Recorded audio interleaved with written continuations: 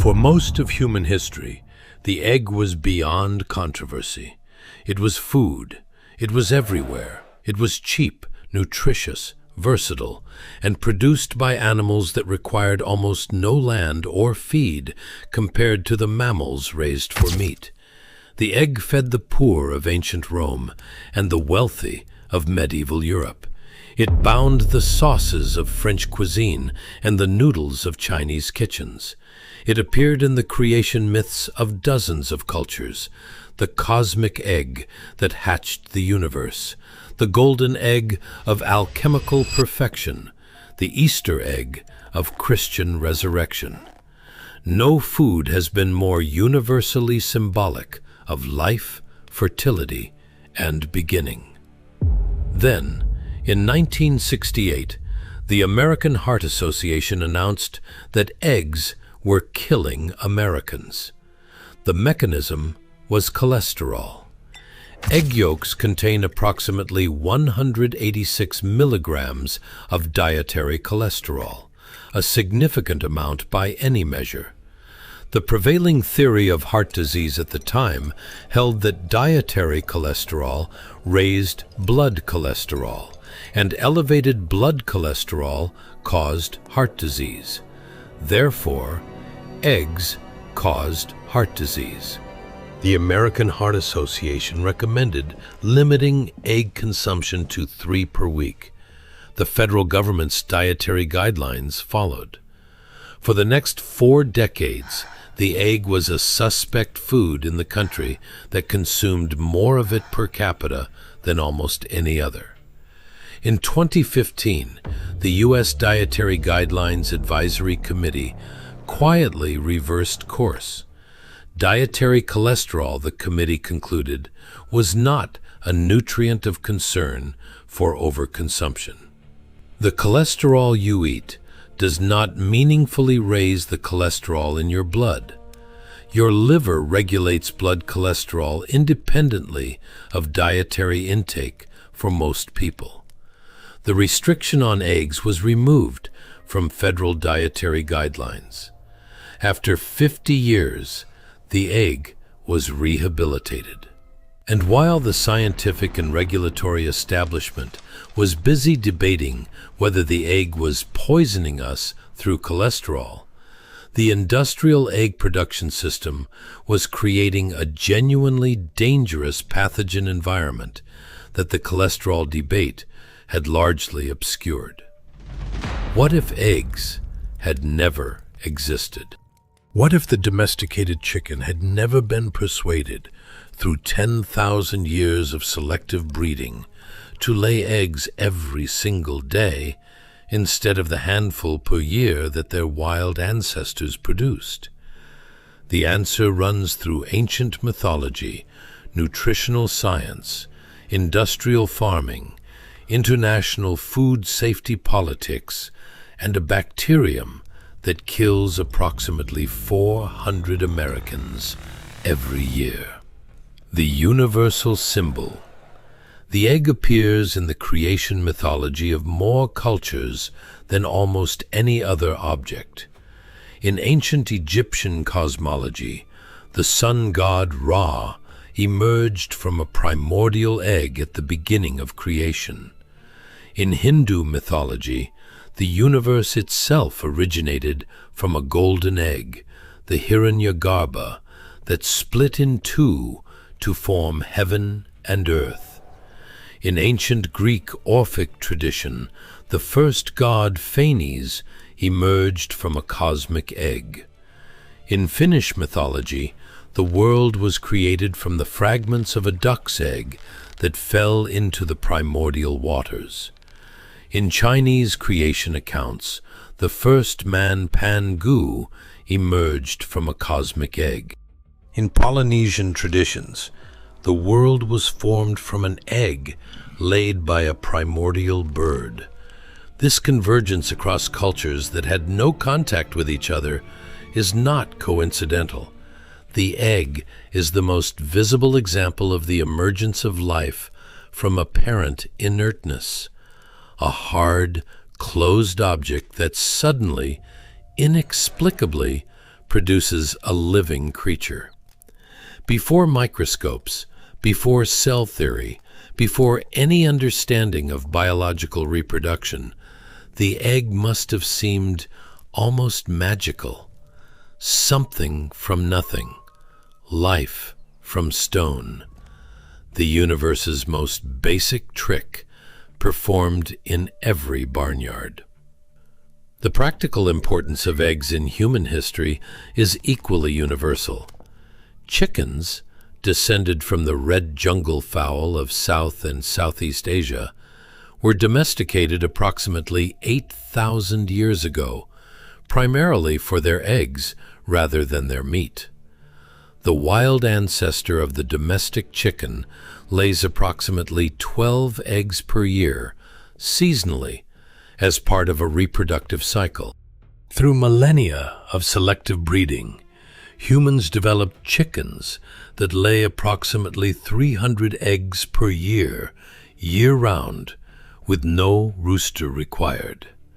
This is an extraordinary biological transformation, a bird's reproductive system hijacked and industrialized to produce a daily food supply. The egg spread through human civilization as one of the most valuable and versatile foods ever developed. Its culinary applications are almost limitless: emulsification, mayonnaise, hollandaise, structure, cakes, soufflés, binding, meatballs, pasta, clarification, consommé, coating, breaded foods, leavening, meringue, angel food cake, preservation, century eggs, pickled eggs, protein supplementation, almost every cuisine that ever existed. The egg is simultaneously a complete food, containing nearly every nutrient humans need except vitamin C, and a culinary tool that transforms everything it touches. The Romans ate eggs at the beginning of every meal as a matter of custom. Ab ova usque ad mala, from eggs to apples, was the Latin phrase for a complete meal from beginning to end. Medieval European cookbooks dedicate significant sections to egg preparation. The French culinary tradition treats the ability to cook eggs properly as the foundational test of a chef's skill. Japanese tamago, the sweetened egg layer in sushi, requires years of practice to produce correctly. In every culinary tradition that has access to eggs, they occupy a position of central importance. The cholesterol wars. The story of dietary cholesterol and heart disease is one of the most consequential and most poorly communicated episodes in the history of nutritional science. In the 1950s, the American physiologist Ancel Keys published research suggesting a correlation between dietary fat consumption and heart disease rates across countries. Keys's 7 countries study, which examined diet and heart disease in 7 nations, became the foundational document for what became known as the diet-heart hypothesis, that dietary fat, particularly saturated fat, raised blood cholesterol, and elevated blood cholesterol caused heart disease. The diet-heart hypothesis was not wrong. Saturated fat does raise LDL cholesterol in most people, and elevated LDL cholesterol is associated with increased cardiovascular risk. But the hypothesis was applied with a simplicity that the actual science did not support. Dietary cholesterol, the cholesterol you eat, as opposed to the saturated fat that influences cholesterol production, was bundled into the dietary fat concern, without adequate independent evidence. Eggs, which are high in dietary cholesterol but not particularly high in saturated fat, became casualties of a policy recommendation that was about saturated fat, but was communicated as being about cholesterol. The American Heart Association's 1968 recommendation to limit eggs to 3 per week was based on this logic. It was not based on clinical trials showing that egg consumption caused heart disease, because no such trials existed. It was based on the dietary cholesterol hypothesis applied to a food with high dietary cholesterol content. The recommendation was precautionary, not evidentiary. For 40 years, the precautionary recommendation was treated as established fact. Nutritionists counseled patients to avoid egg yolks. Food manufacturers developed egg substitutes. The egg industry funded research attempting to rehabilitate eggs and was accused of bias when that research found eggs to be safe. The public received contradictory messages and responded with the entirely rational conclusion that nobody knew what they were talking about. The 2015 reversal, the removal of dietary cholesterol from the list of nutrients of concern, was based on the accumulated evidence of multiple large prospective studies showing no significant association between egg consumption and cardiovascular events in healthy populations. The liver, it turns out, regulates cholesterol production in response to dietary cholesterol intake. When you eat more cholesterol, your liver produces less. When you eat less, it produces more. For approximately 70% of people, dietary cholesterol has little effect on blood cholesterol levels. For the remaining 30%, called hyper-responders, eggs do raise LDL cholesterol, and moderation may be warranted. The nuance that the 2015 reversal required: most people can eat eggs freely. Some people with specific genetic profiles should be cautious, was not easily communicated by a nutritional policy apparatus that had spent 50 years delivering simple prohibitions. The rehabilitation of the egg was as poorly communicated as its condemnation had been. Salmonella and the factory farm. While the cholesterol debate absorbed public attention, the industrial transformation of egg production created a genuine food safety crisis that received less scrutiny than it deserved. The modern egg industry is built on a production system that would have been unrecognizable to anyone who kept chickens before the 20th century. Battery cage facilities house hens in wire cages approximately the size of a sheet of paper, stacked in rows in windowless warehouses under artificial light cycles designed to maximize laying. A single facility may house millions of hens. The hens never touch the ground. They never see sunlight. They cannot spread their wings. This system is extraordinarily efficient at producing large quantities of eggs at low cost. It is also extraordinarily efficient at amplifying pathogens.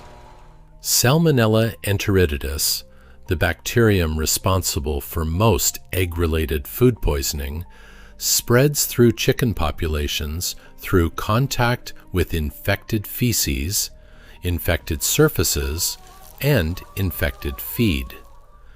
In a battery cage facility, where hens are in close proximity to thousands of other hens and their waste. Salmonella spreads with a speed and thoroughness impossible in smaller, less dense production systems. The United States experiences approximately 1 million cases of Salmonella infection annually, of which eggs are a significant source. Approximately 400 people die from Salmonella every year in the United States. In 2010, a single outbreak traced to 2 Iowa egg farms, which had a combined flock of approximately 2 million hens, caused approximately 50,000 confirmed cases of Salmonella illness and an estimated 500,000 actual cases. The farms were found to have extensive rodent infestations, manure pits that had overflowed into production facilities, and evidence of widespread Salmonella contamination throughout their operations. They had passed regulatory inspections. The United States responded to Salmonella in eggs primarily through the washing and refrigeration of eggs, practices that remove the natural protective cuticle from the eggshell and require refrigeration to prevent bacterial growth on the now porous shell surface. This is why American eggs must be refrigerated and European eggs need not be. The European Union responded to Salmonella in eggs through a different strategy: vaccination of laying hens against Salmonella enteritidis, combined with strict biosecurity requirements and regular testing. European hens are vaccinated. Their eggs carry the natural cuticle. They do not require refrigeration. And because of the vaccination program, Salmonella in EU eggs is rare. The result is a regulatory incompatibility. Unwashed European eggs cannot legally be sold in the United States, where unwashed eggs are considered unhygienic, and washed American eggs cannot legally be sold in the European Union, where washed eggs are considered unsafe due to cuticle removal. The same food is produced under incompatible safety philosophies that each considers the other dangerous. American eggs are safe for Americans. European eggs are safe for Europeans, and neither can be sold in the other's market. The chicken came first. The question of which came first, the chicken or the egg, is not merely a philosophical riddle. It has a scientific answer. The egg came first. Evolution works through genetic mutations that occur in reproductive cells. The first chicken, the first bird that was genetically a chicken by our definition, hatched from an egg laid by a bird that was almost, but not quite, a chicken. The mutation that made it a chicken occurred in the fertilized egg, not in the parent bird. The egg that hatched the first chicken was laid by a non-chicken. Therefore, the egg preceded the chicken. This is a satisfying answer from an evolutionary perspective and a deeply unsatisfying one from a culinary perspective, because the egg that preceded the first chicken was not a chicken egg in any sense that matters to anyone making an omelet. But the fact that the riddle has a scientific answer and that the answer is unambiguous tells you something about how the egg sits at the intersection of philosophy, science, religion, and food. No other ingredient has generated this quality of philosophical attention. The domestication of chickens for egg production, The transformation of a seasonal layer of 12 eggs per year into a year-round layer of 300 is one of the most significant selective breeding achievements in agricultural history.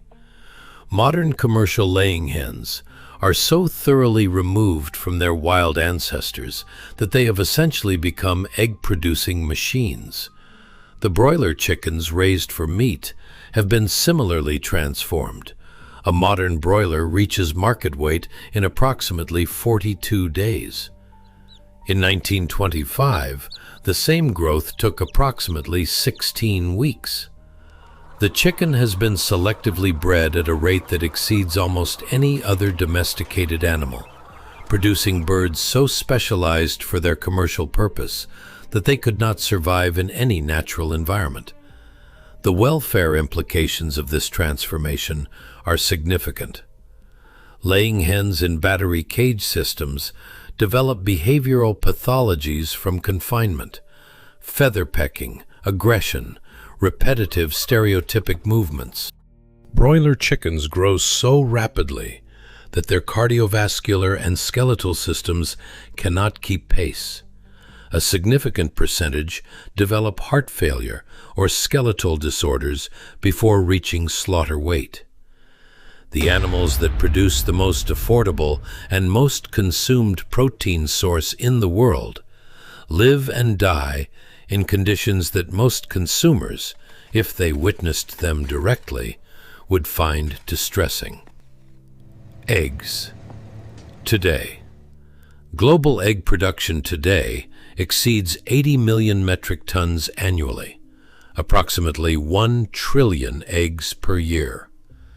China is the world's largest egg producer, accounting for approximately 40% of global output. The United States is the second largest. The egg market is stratifying. On one end, commodity eggs produced in battery cage facilities at the lowest possible cost.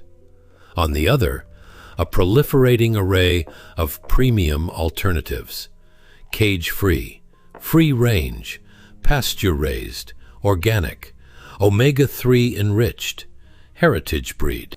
The premium end of the market has grown substantially as consumers have become more aware of the conditions under which conventional eggs are produced and more willing to pay for alternatives. The cage-free transition has been the most significant structural change in the U.S. egg industry in decades. Following campaigns by animal welfare organizations and corporate commitments by major food companies, the U.S. egg industry has been transitioning away from battery cages toward cage-free housing systems. California's Proposition 12, which requires cage-free housing for eggs sold in California, regardless of where they are produced, has accelerated the transition. The infrastructure investment required is enormous. Replacing battery cage systems with cage-free systems requires rebuilding facilities that house millions of birds. Cage-free is not the same as free-range, and free-range is not the same as pasture-raised. The terminology is regulated, but the regulations allow significant variation in actual conditions. Cage-free means hens are not in individual cages, but may still be confined in large indoor flocks with no outdoor access. Free-range requires outdoor access, but does not specify the quality or quantity of that access. Pasture-raised requires a minimum outdoor space per bird, but is not federally regulated. It relies on third-party certification. The consumer who buys cage-free eggs, believing they are buying something close to a backyard hen's life, is likely to be disappointed by the reality. The egg of the future may not come from a chicken at all. Cultivated egg white, produced by fermenting yeast engineered to express egg white proteins, has been developed by several food technology companies. The product is chemically identical to conventional egg white in its protein content and culinary behavior, but requires no chickens, no feed, and no farms. If cultivated egg technology scales successfully, it could decouple the culinary functions of eggs from the welfare and environmental costs of industrial poultry production. Whether consumers will accept a product that is chemically identical to an egg but was never inside a bird is an open question that the food industry is investing significant resources to answer. Finale. A world without eggs. No cosmic egg mythology, the creation stories of Egypt, India, Greece, Finland, China, and Polynesia are missing their central image. No Easter eggs, no Fabergé eggs, no egg hunts. A significant gap in the symbolic vocabulary of human culture. No mayonnaise, no hollandaise, no soufflés, no meringue, no angel food cake, no pasta, no tempura, no breaded anything. The culinary applications of eggs are so numerous and so fundamental that their absence would reshape every cuisine on earth. French cooking in particular, which treats the egg as the foundational test of culinary competence, would be unrecognizable. No cheap, complete protein available to the poor of every culture. The egg is one of the most affordable sources of high-quality protein on Earth. Without it, the diets of billions of people who cannot afford meat or fish would be significantly less nutritious. The egg may have been accused of causing heart disease for 50 years, but it has been feeding poor people adequately for 10,000. And no salmonella crisis born of industrial confinement, no battery cages, no cholesterol wars, no washed versus unwashed international trade dispute. A different set of food safety problems, certainly, but not these specific ones. One food, universal across cultures, sacred in mythology, condemned by policy, rehabilitated by science, industrialized into a pathogen vector, still the most versatile ingredient in any kitchen. But here is what the history of eggs actually tells us. The egg was never the problem. The cholesterol in it was not the problem, or rather, it was a problem for some people in some amounts and a non-problem for most people in normal amounts, which is true of almost every food and is not a message that dietary policy is equipped to communicate. The problem was always the system built around the egg. The industrial confinement that spread salmonella, the nutritional policy apparatus that delivered 50 years of oversimplified guidance based on inadequate evidence, the labeling system that allows cage-free to mean almost anything, the regulatory incompatibility that treats the same food as simultaneously unsafe in two of the world's largest markets. The egg is fine.